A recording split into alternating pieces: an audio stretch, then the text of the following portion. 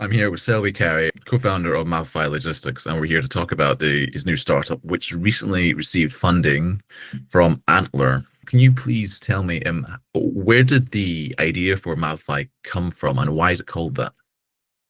So Mapify spawned from a range of different ideas. One was that the railway, that basically all your trains move on, the rails, needed to be managed by a spreadsheet. And my co-founder built a railway management business to help Network Rail to understand the information around the railway, where incidents were happening, where maintenance was due, and help them to save millions of pounds. So we realized that that problem of spreadsheet managing maintenance and assets was not just on the railway, was not just the UK orientated, but it was worldwide and it was spread across the entire logistics industry. So that's how we stumbled upon the problem of asset management and spreadsheets. But I had in the past worked for automated manufacturing companies and realized that for every minute of downtime in a manufacturing facility, it can cost up to £60,000 if you're building cars, for example. Yeah. And the idea from Mapify spawned when we started to think about how those users were actually trying to understand the information. And they kept saying to us, I just want Google Maps. I would just love to see it, Google Maps on my phone, and be able to click on my asset and understand everything about it. So that's where the name Mapify came from. They just wanted to map their assets. And how easy was it actually to kind of create this map to actually mapify the assets for these companies, or was it kind of simple on paper, but then you're kind of doing it going, wow, this is actually really difficult? Or is it just really simple? Well, funnily enough, it's actually really easy to map things. Google Maps, for example, and the APIs around companies like Mapbox have been around for a while, which is great. But the ingestion of all the information from spreadsheets, analysis of it, and then populating that onto a map, that took a while. And it wasn't really until about 12 months ago where the AI tools that we've become so used to have become so intuitive that you could share a spreadsheet to ChatGPT. It can analyze that spreadsheet and then tell you something about that. Obviously, there are still challenges which we've had to optimize in our own ingestion process, but that was the first difficult step. The future is all about taking that information and helping you make better decisions. So, for example, asking a contextual question such as what maintenance requires, what forklifts require maintenance, what maintenance requires urgent action, what delivery activities are going to cause me to have a cash flow problem, what capacity do I have in my fleets, and then so on and so forth. So you can quickly action upon a question rather than spending hours analyzing data in a spreadsheet. That makes perfect sense. And so how do you manage the issues with the sort of, I guess, safety and data issues around using AI tools such as ChatGPT, considering that it is potentially indexing it for search? And so how do you get around that sort of concern? Because there's a lot of companies' private personal data, which could be commercially sensitive. So how do you sort of deal with that? Fantastic question. So the way that we protect our data is twofold. One is that we can't see any of the information that our users have access to in a production environment. So it's locked down. There's multi-factor authentication, so only they can access it. And of course, we can help them to reset their password. When we interact with AI tools, we only share specific information with that AI tool, and it's provisioned within an environment that does not have access to the internet. So for example, on an enterprise version or a pro version of, let's say, Claude or ChatGPT or OpenAI, you have security keys that you can use to exchange data back and forth. And that data does not get populated on the internet.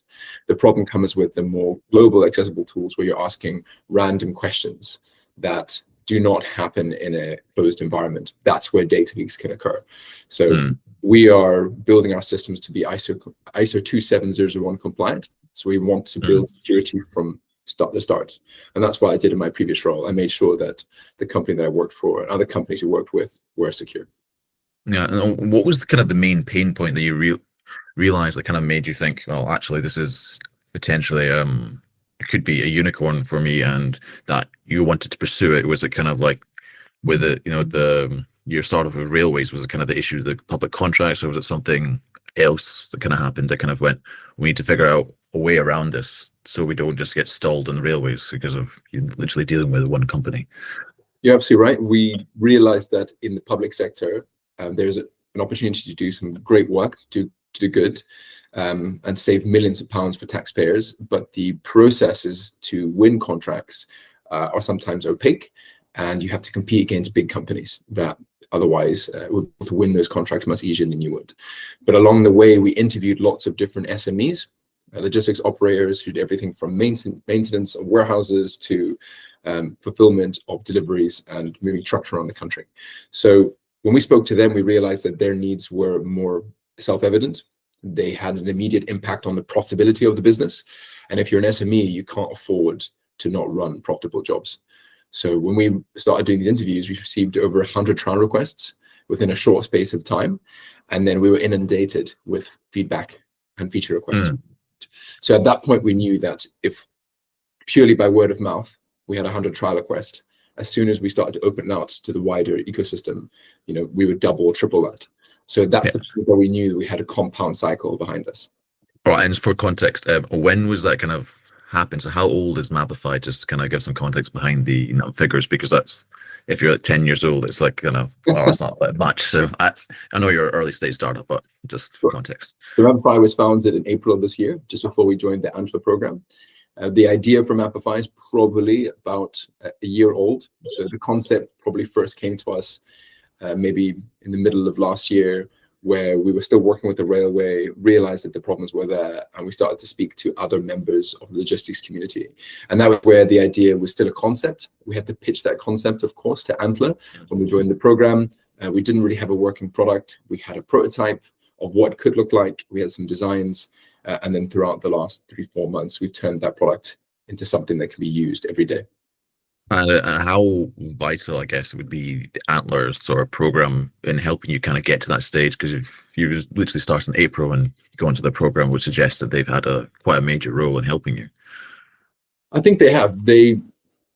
For the first time, we've had an investor, or I've had an investor, that is an institution that feels like a partner. So they feel like an angel, but they behave like an institution. So they give you the support that you need when you need it, like you would from an angel investor, a one-to-one. They guide you in the right direction without pushing you too hard, but they try and show you where others have gone before you. So for example, Lovable, which I think is Europe's fastest growing startup at the moment, was backed by Antler. Antler's also backed a couple other unicorn companies. Most of the Antler team, if not all of them, are ex-founders. Some have exited, some have built unicorn companies themselves. So you get to speak to founders. So it's a founder-to-founder relationship, which is amazing. And they follow their money. So they don't say, we're going to invest, £100,000 or £120,000 into your company. We're going to commit £500,000 over the course of the next, 6 to 12 months. And they will help you to overcome the hurdles that the journey may throw upon you. So for once, it feels like a partnership. It feels like somebody who's on your side, is in the box with you and is able to give you advice when you need it, rather than just a transactional relationship. Well, which is quite important considering the changes. There's lots of issues regarding the investment sector. People have reported, like recently there's a report that kind of suggested, this is the Global Entrepreneurship Monitor in Scotland, suggested that there's major sort of discrepancies within the support for businesses regionally. So for example, North East Scotland was really growing last year, but then suddenly it's kind of collapsed in a space of 12 months. And then there's support programs, but the programs aren't really targeted. So how did you, being a Scottish startup, kind of deal with these sort of issues that kind of been highlighted in research and concerns from other entrepreneurs as they're talking? How do you kind of deal with these sort of issues to kind of, that you found the Antler program to kind of get to this where you are? I feel very lucky that I've met some fantastic people who've pointed me in the right direction. I think a lot of the time going at it alone and trying to do it without any support means that you end up in, let's call it dead ends, where it takes a lot of money and time to do something, and then you end up wasting it because it's a dead end. So going down paths that are not otherwise optimal. What we have found very useful is a founder community. So a couple of years ago, about 8 years ago, we started gathering at a local pub, for something called the Entrepreneur Social Club. It was just 2 founders, and we would basically just meet after an event and share our war stories, or basically what we were up to, the challenges we faced. That then evolved into the Founders Meetup, which now I think has 3,000 plus members and is in London, soon will be in Glasgow, is in Edinburgh. And at that event, I met a variety of different founders, one of which actually had attended Antler. And so a Scottish founder who had attended Antler in the past, basically has an English business, but had recommended Antler for their unique approach to fundraising. They're on a journey. They know fundraising is a journey. It's a job in a way, and they help you along that journey. Whereas in the past, it's always been an us versus them approach. I think in a way, leaving Scotland as a Scottish startup, still having a team here, still building our product here, but thinking more globally, that completely changed our perspective. And Antler is one of those companies. They wanted us to be bigger, to be more ambitious, to not just think about our small local ecosystem, but also what would that look like when Mapify is being used across Europe, for example. So in the sort of in the European sort of context, then are you kind of focused on regional or pan sort of European expansion first? And what's your biggest sort of regulatory or market specific challenges you foresee in those other markets? We're focused on the UK to start with. That's where most of our users are, most of our customers, which is fantastic because we know that well, we understand their challenges. But we built our product to be global from day one. So we've had requests from people that are in Oklahoma, Texas, California. We've had people in Australia, New Zealand. We even had people reach out to us from Singapore, from India, from a range of places. So we know that demand is there. We don't have any regulatory requirements at the moment because the logistics industry is normally regulated by the logistics operator on things like vehicles or forklifts. So it's health and safety related. And maybe there might be relations in terms of customs and duty. But in terms of our type of software or productivity tools, there is a little regulation. But what we have done is built compliance and certification structures within our product from day one. So you can link your certification or compliance requirements to your assets or activities. You have vehicle repairs that are, let's say, legally required, or a certain number of operating hours a forklift can perform or a driver can perform on a given rotation.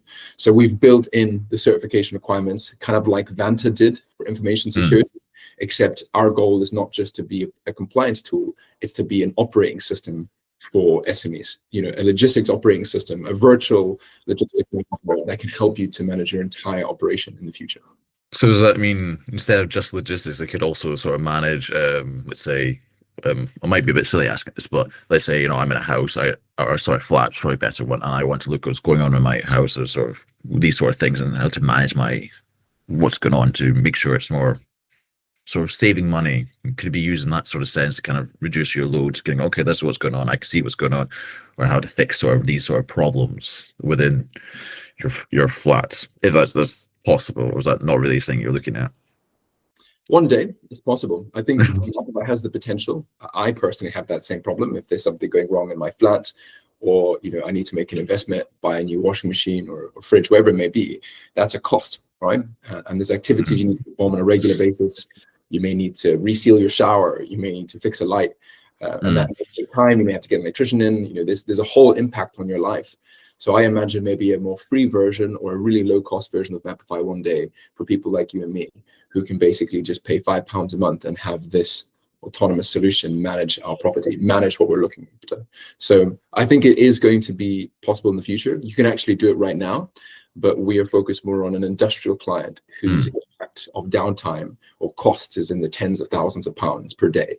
So we're helping them to fix their problems, knowing that tomorrow it'll be very easy to help you manage your flat. Fair enough. And when it comes to like the hypothesis for your original target sort of customer, how has it kind of changed since starting? Because it must have been like, oh, this is the customer, and then going, actually, that's not the case.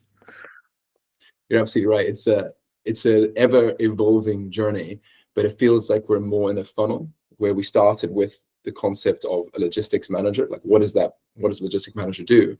And then we've started to lean into the logistics manager that's responsible for the asset operations as well as the revenue. When there's an impact on the revenue or an impact on the business, its profitability, people take notice.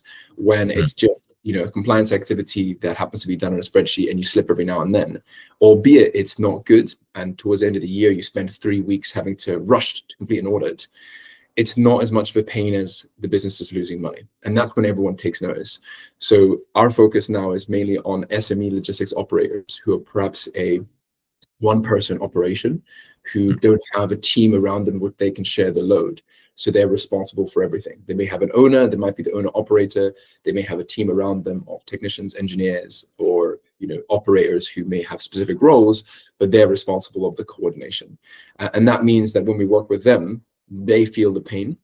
Mhm. Because they feel the pain and they're the only one sometimes responsible for the coordination. That means that any impact directly affects them. So that means it's much easier for them. Immediately within the first, let's say, 5-6 seconds of seeing the product, they go, oh my God, I'd love to use it. How do I get my data into this? And that's our next challenge, is how do we speed up the onboarding so that what you have to do is you drop your spreadsheet, we automatically detect what's in it, and then automatically map it. Now that takes a couple minutes now. And manually, if you already have a good spreadsheet that's structured well, maybe even seconds. But in the future, it will just be a drag and drop. Yeah. And so what's the kind of, as a co-founder of this business, what's the kind of the issues you have that kind of keep you awake at night? You're always thinking about going, what do I need to deal with tomorrow or next week? Is there anything, or is that kind of like, well, I have the team, it's fine, or what's going on? Is it just you? How many people are working with helping you, so it's not just these sort of things? The most important thing to me is that our customers and our users are happy. Because the customers are unhappy and they begin to churn for various reasons. Maybe the product doesn't fit their needs, or there's a feature that doesn't work for them, or your product's unreliable in customer service, or let's say I'm not responding.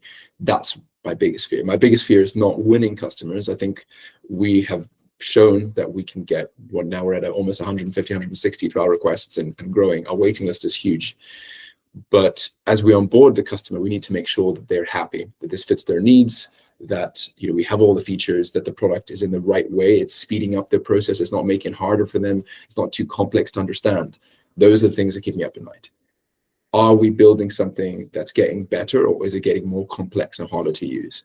And if you don't pay attention to that, eventually your product can get out of hand. I'm focused on every day is not just let's build more AI features, let's improve the product and increase the functionality, but let's also make sure that it improves the user experience. Otherwise, I, as a user, would probably not stay.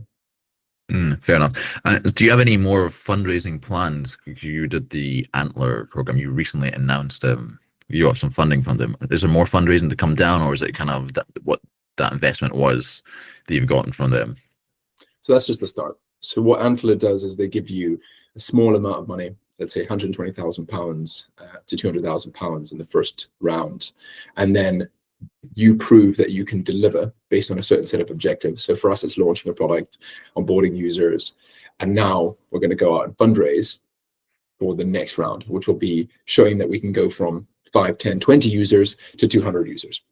And then we'll obviously move into the next stage of growth, or Series A sometimes it's called, and the series where we want to go from, let's say, 200 users to 2,000. Like, how do we scale really fast, and how do we go from just a UK-based company to pan-European or pan-Atlantic? So that's the next challenge, is how do we scale, fund growth, and increase our engineering capacity?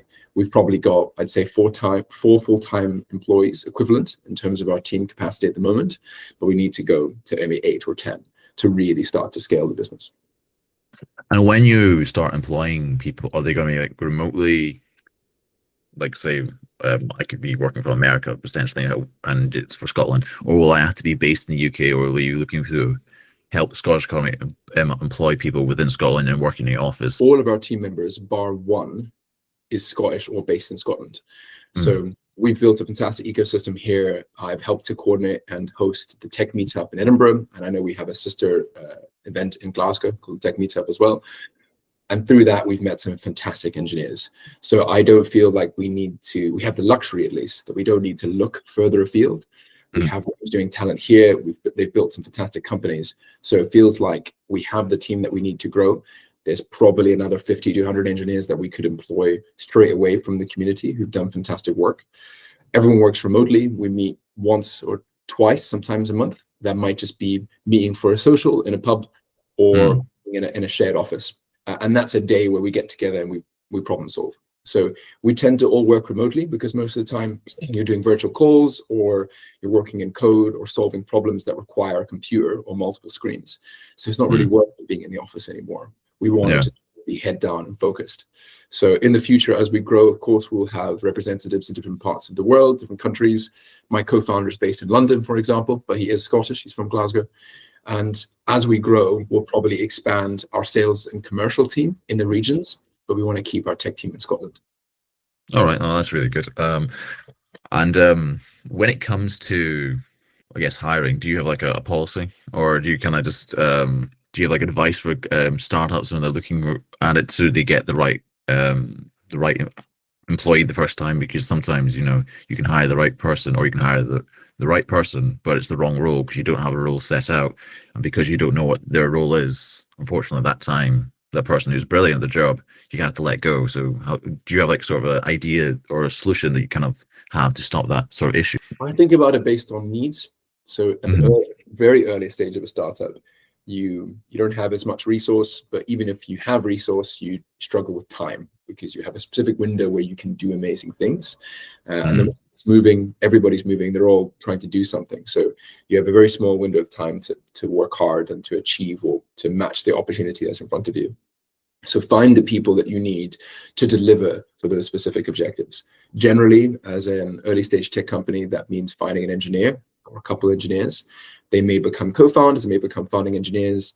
You know, it's up to you how you want to frame that. But generally, you need to focus on what's most important at that time.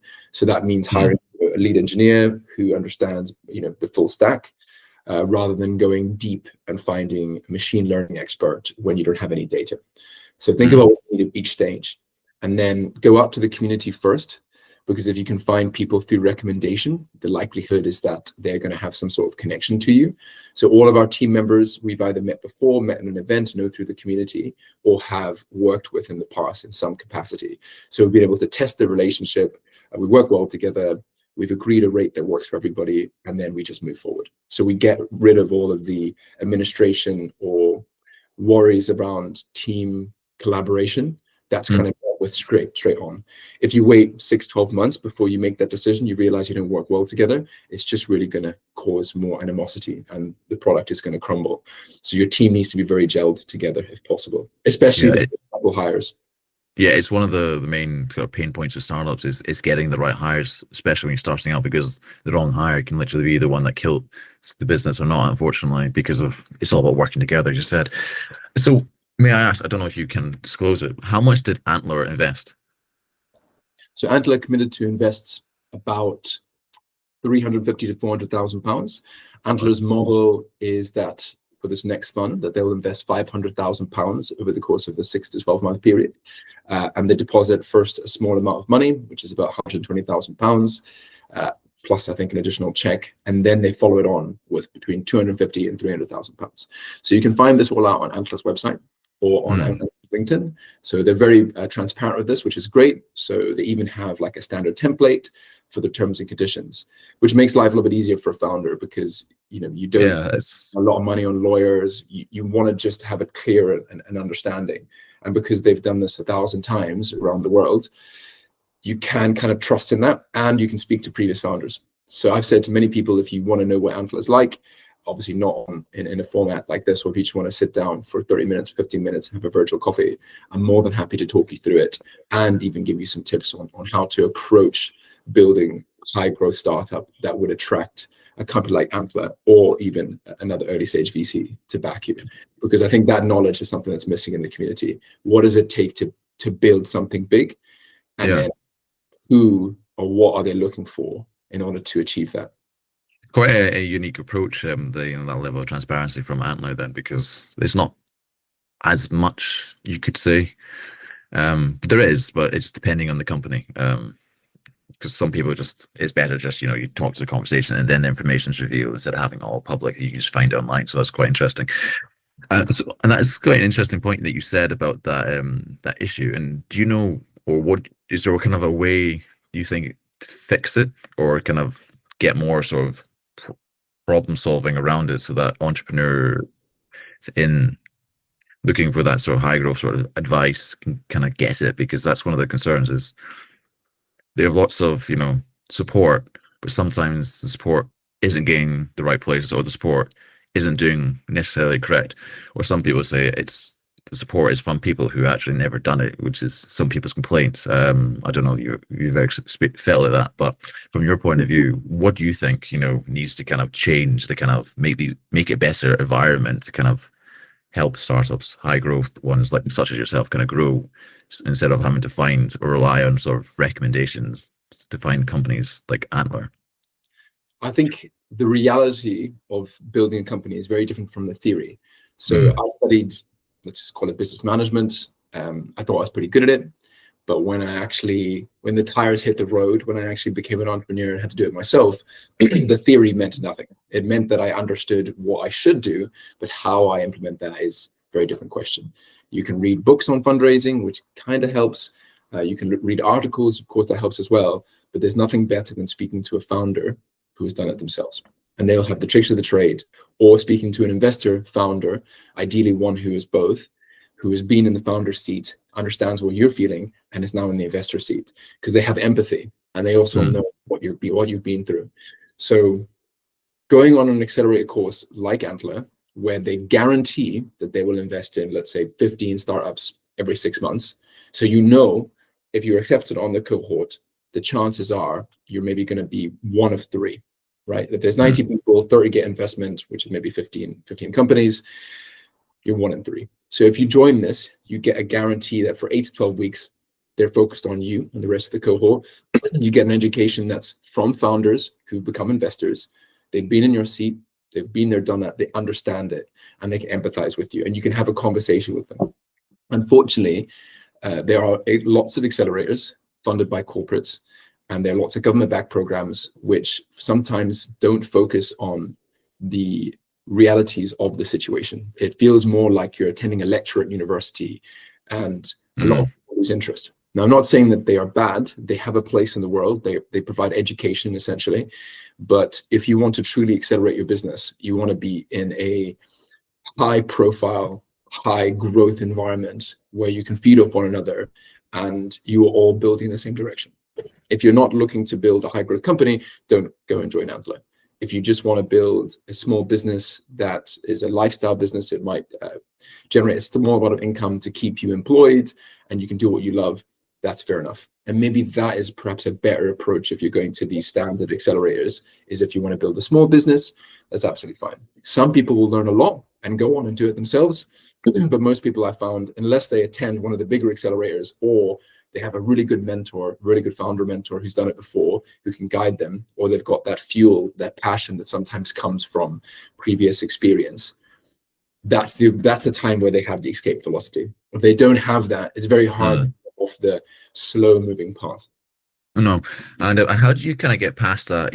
So I guess the mental sort of initial issue of starting out of a business, because of one of the main things that researchers always seems to be suggesting is that, particularly in Scotland, 6 in 10 are scared to start a business because of the fear of failure. How did you kind of go from business management course to go, right, I'm gonna just do it. I don't care. I'm gonna make the risk. I'm gonna learn from it, and if I'll be, I'll get a job or something. How do you kind of get past that sort of struggle? With great difficulty. It's not easy. You have to really get through a lot of tough times and show yourself that you actually can get through it and you will be alive at the other end. The world won't end just because you've failed or you've not done what you thought you could. Hmm. For context, I studied mechanical engineering. So I started as an engineer. I had studied business management at high school and really wanted to do that when I came to university. But my parents basically encouraged me to do engineering because it's something that you were unlikely to do later in life. You can always do an MBA, but it's unlikely you're going to do a 4 or 5 year engineering course. Hmm. So I started as an engineer, was offered multiple jobs. So I felt very comfortable when I left university. I had offers on the table and I had won something called I guess it was a TV show, but essentially it's an entrepreneurial competition. I'm not sure if it exists anymore, where basically you would pitch an idea, and I won £1,000. And I formed my first company, and we had a mentor investor who basically gave us some money for a social enterprise that was trying to do good. It was called Helping Cups, and that showed me that it's very quick to start a business with a simple idea. We had someone behind us who gave us a little bit of money, and we proved it could be done. So when I founded my first high growth business, one that was very focused on a passion of mine, I felt like I understood the process of what it would take and it wasn't too hard. Then as you went through it, you discovered that there were more difficult steps that were non-theoretical, like raising funding or applying for grants or pitching for the first time or building a Hmm. product. that matches customer needs, or understanding the difference between a customer complaining about a pain or a problem and a real problem that actually is going to require some sort of work or that they would pay for, and the different stages. So I think you really, for most people, including myself, you kind of have to learn as you go. No one can tell you that everything's going to be great, or that you're one day going to wake up and not be afraid of failing. But eventually you realize that that failure, that not hitting the mark perfectly, is just part of the journey. And every single failure you have is an opportunity to learn. One of the quotes that someone told me, which I thought was fantastic, was you either are successful and have good memories, or you make, let's say, bad decisions or mistakes or failures and you have good lessons. So no matter what, you either have good memories or good lessons. And all the things that I perhaps didn't do the right way, I've now been able to learn from and do better this time. So I feel like we're getting better. So every time you fail, think of it as an opportunity to learn and get better. It's a quick one. You can fail very fast rather than waiting 6 months to fail. The best way to do that is to experiment and to test as much as you can. Before you go and build a new feature for your product, go and ask your customers, do they even want it? Before you go out and announce you're raising £1 million, go and figure out what the investors actually want and whether your business is even right for those types of investors. Don't throw it all in on red, right? Understand first what you're betting at and make sure that you've got a backup plan if it all fails. Well, thanks for taking the time to talk to me.